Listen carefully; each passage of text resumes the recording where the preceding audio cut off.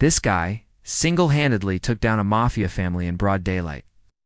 Our story begins in the small town of Villa Literata in Italy.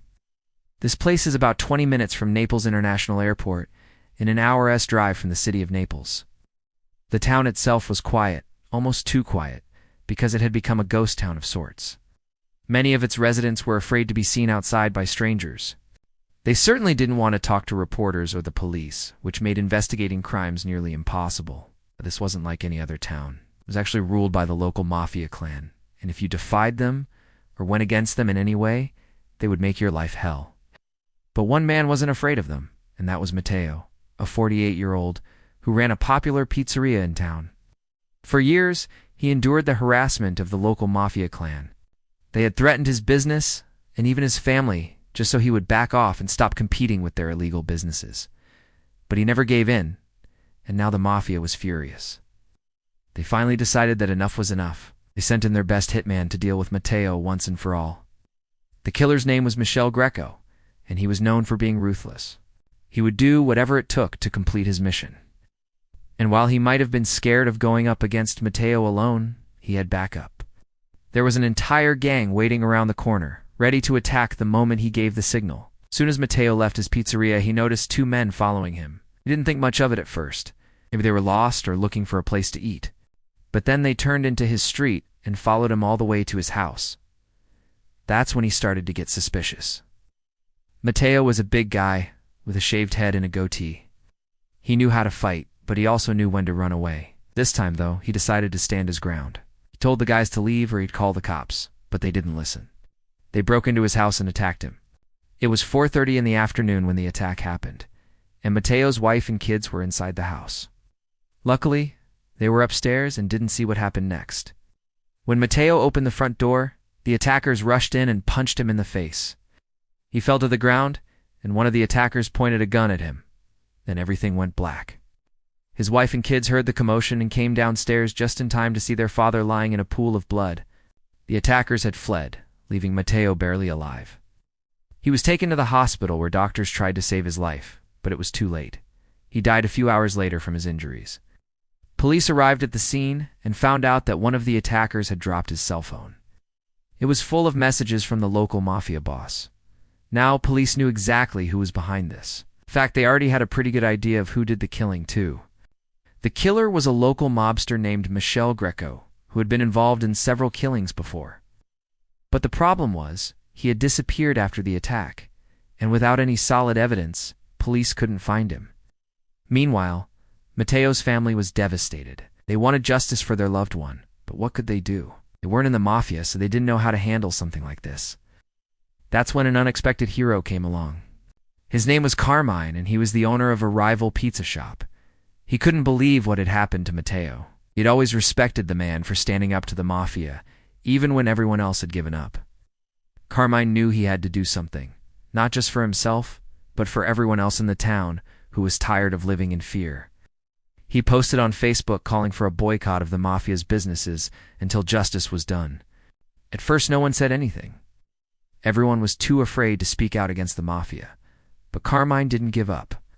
He continued to post, and slowly people began to respond. They started telling stories of how the Mafia had harmed them, even posted pictures of themselves with their worst enemies. Suddenly, everyone was talking about it. Soon, the whole town was boycotting the Mafia businesses. Carmine's courage had inspired them to stand up for themselves, and the Mafia didn't like it one bit. They tried to intimidate the people into buying their stuff again, but nothing worked. The people had had enough. They didn't want to live in fear anymore. This is where things get really interesting. The Mafia boss saw that he was losing power and he needed to do something drastic. So he decided to make a public appearance at one of his businesses to try and scare everyone back into submission. But when he got there, he was met with angry faces. The people weren't scared of him at all. In fact, they were furious and started throwing things at him. He tried to leave, but it was too late. Carmine and his friends had arrived and they started attacking the Mafia boss. They beat him up and destroyed his car. Then they went after his men, chasing them down the street. It was total chaos. The Mafia members were running for their lives, and the townspeople were giving them a piece of their minds. In the end, the Mafia boss and his men had to flee the town, and it was all thanks to Carmine. He had taken a stand, and the rest of the town followed his lead. It was truly inspiring. News of the uprising spread like wildfire, and soon the entire country was talking about it. People everywhere were cheering on Carmine and thanking him for taking down the Mafia, and finally, the police were able to make an arrest. Michele Greco, the hitman who had killed Matteo, was captured and brought to justice. He confessed to the crime and was sentenced to life in prison. Justice had been served, and Matteo's family was grateful for Carmine's help. But Carmine wasn't interested in fame or fortune. He had done what he felt was right, and that was enough for him. He didn't want to be a hero. He was just a simple pizza maker who had stood up for his friends and his community. In the end, Carmine's act of bravery had a positive impact on the whole town. The Mafia had been defeated, and the people were free to live their lives without fear. And it all started with one man's decision to stand up for what he believed in. From that day forward, Carmine continued to run his pizza shop, making the best pizzas in town. He never forgot about Matteo, though, and the sacrifice that the man had made to protect his family and his business. Every year on the anniversary of Matteo's death, Carmine posts a message on Facebook honoring the man and reminding everyone of the importance of standing up for what is right. The people of the town will never forget what Carmine did. He is a true hero, and his legacy will live on for generations to come. And that's all the inspiration we need to take on the world. We should never let anyone push us around or intimidate us, no matter how powerful they may seem. Carmine was just an ordinary guy, but he had the courage to stand up for himself and his community.